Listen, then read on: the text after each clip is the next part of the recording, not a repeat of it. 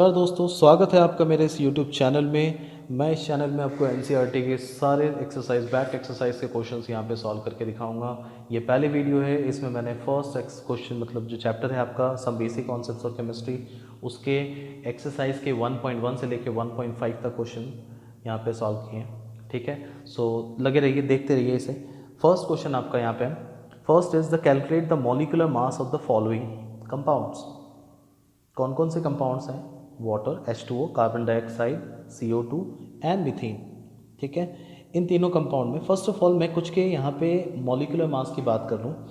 ठीक है, तो मॉलिक्यूलर मास क्या होता है? Molecular mass is the sum total of atomic masses that is present in an element. जो भी आपके एलिमेंट्स कंपाउंड में प्रेजेंट होते हैं उन सब के एटॉमिक मासेस को आप सम कर दें। ठीक है, और एटॉमिक मासेस क्या होते हैं? हर एक एलिमेंट का एटम का मास, जो कि यूनिफाइड मास में यानी कि AMU में रिप्रेजेंट किया जाता है। जब आप उसे सभी के मॉलिक्यूलर एटॉमिक मास को सम कर देंगे multiplied by their number of atoms कितने हैं, तो उनको सम करने के बाद you will get the molecular mass. Okay, so first और कुछ यहाँ पे चीज़ें आपको ये भी याद होनी चाहिए कि यहाँ पे हम राउंड ऑफ में नहीं लेंगे। ये क्वेश्चन हमारा आपका जो है यहाँ पे जो एक्चुअल वैल्यू है एटॉमिक मासेस की जनरली 1.008 यूनिफाइड होगी हाइड्रोजन के लिए। कार्बन के लिए हमारा 12.011 होगा यूनिफाइड मास। ऑक्सीजन के लिए कहूँ मैं तो ऑक्सीजन के लिए यहाँ पे हम 16.00 ही लेंगे यूनिफाइड मास। ये तीन एटॉमिक मासेस आप लेंगे। So let's see the first one. पहला, वाटर का मॉलिक्यूलर मास। वाटर एक मॉलिक्यूल है, वो भी एक कंपाउंड का मॉलिक्यूल है। इसमें दो एलिमेंट है, हाइड्रोजन एंड ऑक्सीजन। तो हम कह रहे हैं basically 2 into atomic mass of hydrogen plus 1 into atomic mass of, एक बार मैं लिख रहा हूँ, बाकी वाले में मैं इतना नहीं लिखूँगा, एटॉमिक मास ऑफ ऑक्सीजन। ठीक है, ये आप पहले कैलकुलेट करेंगे। The first is 2 times of atomic mass of hydrogen is 1.008 plus, ठीक है, एक नंबर आपका ऑक्सीजन एटम्स हैं, एक ही हमारे यहाँ पे दिए गए हैं, आपको दिख रहा है यहाँ पे क्लियरली। जो आपको सब्सक्रिप्ट में दिखाया जाता है नीचे, वो हमारे नंबर ऑफ एटम्स ही होते हैं। तो ऑक्सीजन का एटॉमिक मास है 16.00। Okay, so this is 2.016 plus 16.00, तो ये जोड़ने के बाद आपके पास टोटल आ जाएगा, दिस इज 18.016। रिमेंबर, इसकी यूनिट होगी यूनिफाइड मास। क्लियर? सेकेंड क्वेश्चन पे आते हैं। अब मैं ऐसे रिपीट नहीं करूँगा, मैं सीधे डायरेक्टली फॉर्मूले में पुट करूँगा। कार्बन डाइऑक्साइड, ठीक है, कार्बन डाइऑक्साइड गैस का मॉलिक्यूलर मास क्या होगा? सो कार्बन डाइऑक्साइड में एक एटम है कार्बन के, तो 1 into atomic mass of carbon is 12.011। ठीक है, प्लस 2 ऑक्सीजन के एटम है, तो 2 इंटू ऑक्सीजन के एटम, ऑक्सीजन का एटॉमिक मास मैंने 16.00 कह दिया। So this is 12.011 plus 16 two ज़ा 32.00। So the next one is, आप इसे ऐड कर दें, दिस इज 44.011 यूनिफाइड मास हो जाएगा। So this is the atomic mass of the second carbon dioxide gas. Third, तीसरा, methane. It's very simple, methane का molecular mass similar तरीके से, एक कार्बन का एटम है, उसका एटॉमिक मास है 12.011 प्लस 4 हाइड्रोजन के एटम है, सब्सक्रिप्ट में आपको दिख ही रहा है, हर एक का एटॉमिक मास है 1.008। सो दिस इज 12.011 प्लस 4.032। ठीक है, जब आप इन्हें जोड़ दें, सो दिस इज 16.043 यूनिफाइड मास। ठीक है, ये हमारा मीथेन का मॉलिक्यूलर मास हो गया। ठीक है, ये पहला क्वेश्चन हो गया। बढ़ते हैं सेकंड क्वेश्चन की तरफ। सेकंड क्वेश्चन में क्या कहते हैं, देखिए, present in a sodium sulphate. Sodium sulphate molecular formula आपको दिया गया। सबसे पहले तो ये देखेंगे मास परसेंटेज क्या होता है। So mass percentage is equals to the mass of an element, किसी भी एक एलिमेंट का मास जो उस कंपाउंड में प्रेजेंट है, ठीक है, divided by the mass of compound into 100। ठीक है, तो मास ऑफ एन एलिमेंट, जैसे मैं पहले सोडियम सल्फेट का मॉलिक्यूलर मास निकाला है, तो मॉलिक्यूलर मास क्या होगा, Na2SO4 का 2 इंटू, दो एटम है सोडियम के 23 प्लस सल्फर के एक एटम है that is 32 atomic mass, oxygen के 4 एटम है तो 4 into 16। Okay, so this is 46 plus 32 plus 64, so it comes out to be 142 unified mass. ये सोडियम सल्फेट का आपका मॉलिक्यूलर मास आपके पास आ चुका है। अब हम इसमें से तीनों एलिमेंट्स का, कौन कौन से, सोडियम का, सल्फर का और ऑक्सीजन का परसेंटेज निकालेंगे। सोडियम का परसेंटेज कितना होगा, तो सोडियम का मास ऊपर लिखें, सोडियम का मास 46 है आउट ऑफ 142, कंपाउंड का मास आपने 142 लिया था, इंटू 100। इसे आप कैलकुलेट करें तो सोडियम का हमारा परसेंटेज आता है 32.39%। ठीक है, सल्फर का ऑलरेडी, ठीक है, सल्फर का आप निकालें, सल्फर का ऑलरेडी आपने यहाँ पे देखा, total mass this is 32 divided by the total mass is 142 unified mass into 100। ये कितना आएगा, सो दिस इज 22.54%। ठीक है, परसेंटेज ऑक्सीजन की बात करें तो ऑक्सीजन का टोटल मास दे रखा है 64 डिवाइडेड बाय 142 इनटू 100 आप कर दें तो ये आ जाएगा आपके पास 45.07%। So these are the percentage of elements sodium, sulfur and oxygen in the compound sodium sulfate। ठीक है, नेक्स्ट के इसके क्वेश्चन की तरफ बढ़ते हैं। देखिए नेक्स्ट क्वेश्चन क्या है। नेक्स्ट क्वेश्चन 1.3 है, determine the empirical formula of an oxide of iron which has 69.9% iron and 30.1% of dioxygen by mass. Okay, तो ये एम्पिरिकल फॉर्मूले वाले कॉन्सेप्ट में मैं आपको एम्पिरिकल फॉर्मूले को सॉल्व करने का बड़ा एक सिंपल सा तरीका बताता हूँ। आप एक टेबल बना ले पहले, ठीक है, जिसमें आप एलिमेंट सबसे पहले लिखेंगे यहाँ पे कौन कौन से एलिमेंट्स हैं। ठीक है, तो एलिमेंट्स यहाँ पे आयरन है और ऑक्सीजन है, उनका परसेंटेज कॉम्पोजिशन आप यहाँ पे लिख लें। तो आयरन का परसेंटेज आपको दिया गया 69.9% और ऑक्सीजन का परसेंटेज है 30.1%। ठीक है, उसके बाद आप इसे सपोज कर लें कि इसका हमारा ये जो परसेंटेज है ये आपका हो सकता है ग्राम में। ठीक है, तो मैं उसे डिवाइड करके आई सपोज कि let mass of compound is 100 gram. So out of 100 gram, because percentage is always taken out of 100। अगर 100 ग्राम का कंपाउंड था और उसमें 69.9% आपने ये लिया है तो इसका मतलब ग्राम में कितना हो जाएगा, वो 69.9 ग्राम उसका जो है वो इतना आयरन का मास उसमें प्रेजेंट है एंड 30.1 ग्राम जो है वो हमारा ऑक्सीजन का मास प्रेजेंट है। अब मैं क्या निकालूंगा, relative number of moles. Relative number of moles, relative moles क्या तुम्हें, so relative moles is given mass upon atomic mass.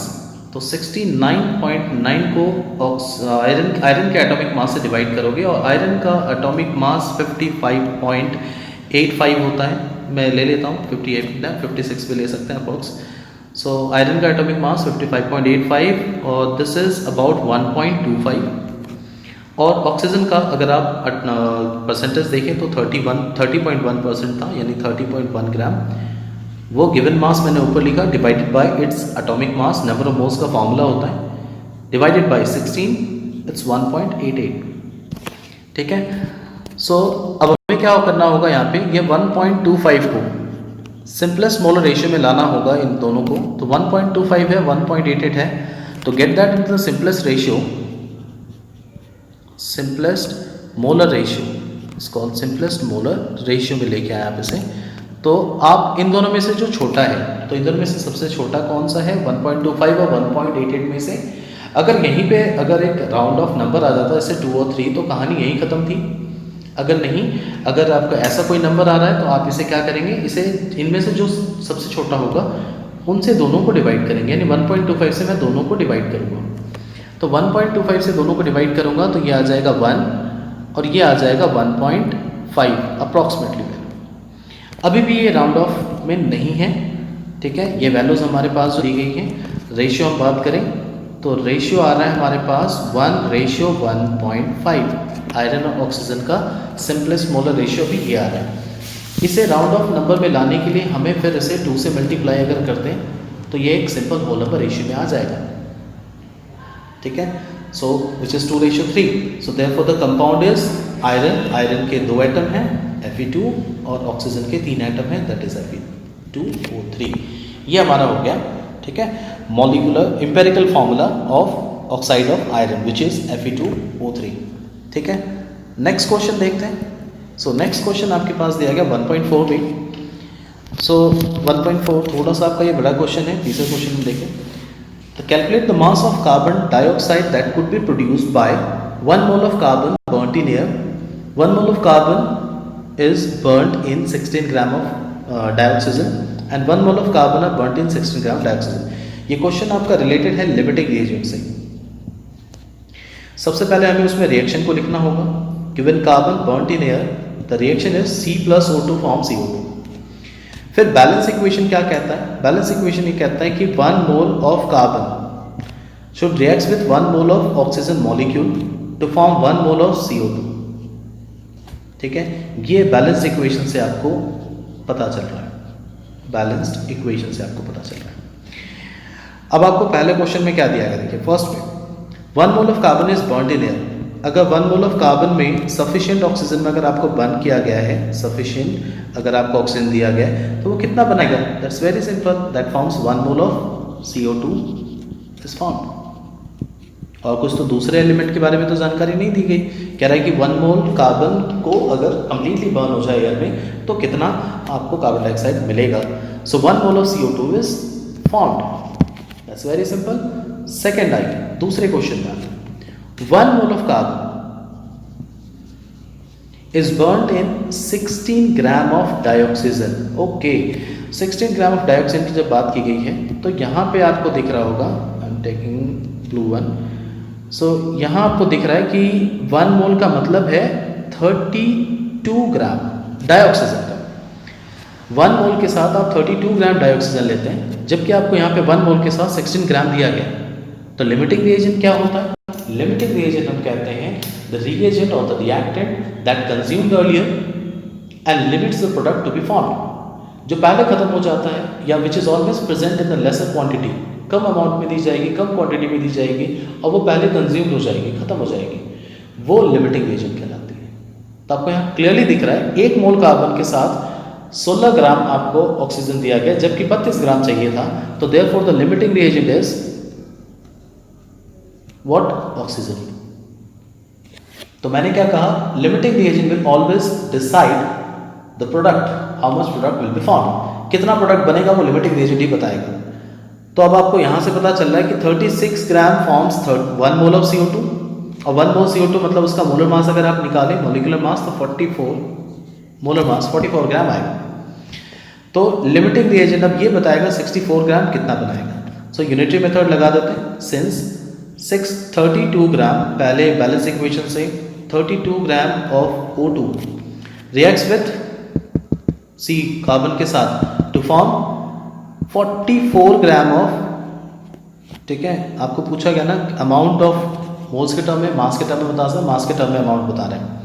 44 gram of CO2 ये बना रहे हैं। तो therefore 1 gram should form 44 upon 32 and therefore 16 gram should form, ये आप खुद भी कर सकते थे ऐसे 16 के साथ। सो this is 22 gram. So the answer is 22 gram of CO2 is formed. Third की बात करूं, थर्ड कुछ अलग सा नहीं है, बिल्कुल सेम तरीके से है, ठीक है। तो हम थर्ड को भी इसी तरीके से सॉल्व कर सकते हैं। So take the third one. Third one की बात करूं मैं, 2 moles of carbon are burnt in 16 gram of dioxygen. Now it's taking 2 moles of carbon, ठीक है।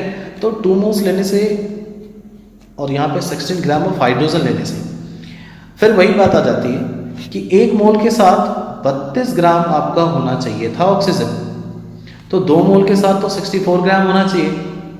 आपको 2 मोल्स के साथ तो फिर 16 ग्राम ही दे रहा है।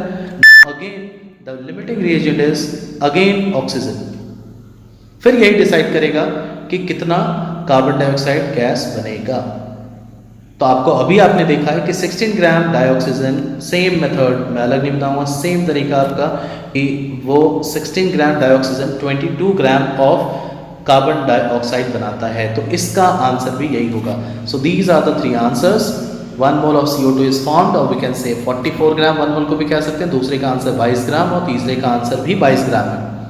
Okay, moving to the last one, 1.5 पे बढ़ते हैं क्वेश्चन की तरफ। सो देखते हैं 1.5 में क्या है। Now this is something which is related to the molarity. Molarity के क्वेश्चन हैं ये। अब देखते हैं इसे हम कैसे सॉल्व कर सकते हैं। सो मोलैरिटी में calculate the molar mass of sodium acetate, ठीक है, इसका sorry mass of sodium acetate, इसका मास निकालना है that is required to make 500 ml of, ये आपको वॉल्यूम दी गई है, ये मोलैरिटी दी गई है, ठीक है, and molar mass of sodium acetate वो भी दिया गया है। सो सबसे पहले जो दिया गया है इंफॉर्मेशन वो लिख लेते हैं, 500 मिलीलीटर, ठीक है, मोलैरिटी गिवन है 0.375 मोलर सॉल्यूशन, मोलर सॉल्यूशन को हम लोग M कैपिटल M से रिप्रेजेंट करते हैं, इसको मोलर सॉल्यूशन। सोडियम एसिटेट का मोलर मास वो आपको दिया गया 82.0245 ग्राम पर मोल, ठीक है। तो 2 मैंने लिखा है इसलिए कि 2 मैं ऑलवेज सब्सक्रिप्ट लेता हूँ सॉल्यूट के लिए और 1 लेता हूँ मैं सॉल्वेंट के लिए। जब भी मैं सब्सक्रिप्ट 2 यूज़ करूँगा तो आप समझ जाइए कि वो हमारा आपका इसके लिए है सॉल्यूट के लिए, और 1 लूँगा तो समझ जाइए वो सॉल्वेंट के लिए, एंड नथिंग कुछ भी नहीं है तो दैट मीन सॉल्यूशन के लिए। मोलैरिटी का फॉर्मूला होता है, मोलैरिटी का formula number of moles of solute, number of moles of solute. तो भाई यहाँ पे सॉल्यूट कौन है? सॉल्यूट आप सोडियम एसिटेट है जिसे आप मिक्स कर रहे हैं, ठीक है, एक्वा सॉल्यूशन बना रहे हैं, वाटर में मिक्स कर रहे हैं आप इसे। तो number of moles of solute which is sodium acetate here divided by the volume of solution in litre, ये भी जरूरी है। तो लीटर में कन्वर्ट करें अगर हम 500 मिलीलीटर को तो 1000 से डिवाइड करना होगा, दिस इज 0.5 लीटर। मोलैरिटी पता है आपको, वॉल्यूम भी पता है आपको, यानी मोलैरिटी आपको पता है, वॉल्यूम पता है, दोनों की वैल्यू अगर आप पुट करें तो you can calculate the number of moles of solute which is molarity into volume of solution, and obvious बात है मैंने लीटर में ली है तो लीटर में। Now molarity is 0.375 multiplied by the volume is 0.5, ठीक है। तो जब आप इसे मल्टीप्लाई करते हैं तो ये लगभग आपका आएगा 0.1875, ठीक है, ये ऑलरेडी मैंने कैलकुलेट कर रखा है। ये नंबर ऑफ मोल्स हैं, सॉल्यूट के हैं तो फिर मैं N2 लिख रहा हूँ। अब आपको निकालना क्या था? मास निकालना था। तो मास अगर मुझे निकालना है तो मैं यहाँ यूज़ करता हूँ स्पेस, मास ऑफ सॉल्यूट निकालने का फॉर्मूला था, आपने पढ़ा है, molar number of moles into molar mass solute का, N2 into M2। Number of moles कितने हैं? तो 0.1875। मोलर मास कितना है इसका? ये भी किया गया आपको 82.0245। ये टोटल कैलकुलेट करने के बाद आपके पास आएगा 15.380 gram. So this is the mass of solute of sodium acetate that is required to make the solution of given concentration and volume. Okay, thank you for watching this video.